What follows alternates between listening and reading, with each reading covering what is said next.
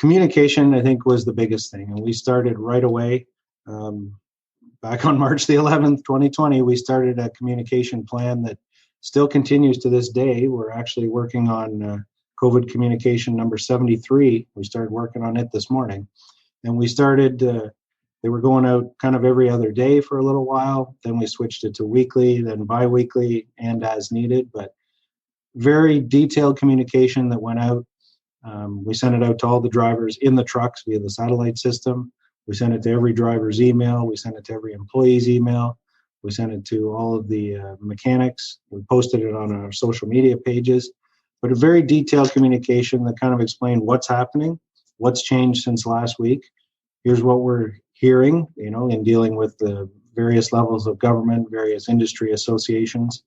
We really tried to keep people up to date on what we knew at the time, with the caveat that, this is a very fluid situation. It changes, and we'll update you as we can. Mental health is something I'm concerned about for sure, still to this day. I kind of refer to it as the mental health hangover that could come from this pandemic.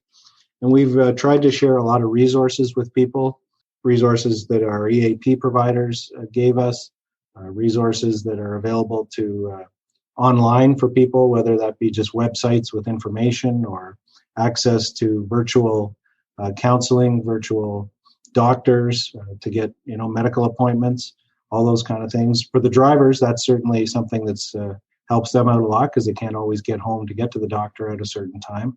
But every one of those communications, we not only shared what we're doing health and safety wise, just to reiterate all the protocols and safety measures, but we tried to share as many resources as we could for people to access to help them or their family or their friends. And we also sent out messages to the leadership team and the managers kind of on a bi-weekly basis during the initial phases of the pandemic with how to help manage your team or how to help coach your team through this situation.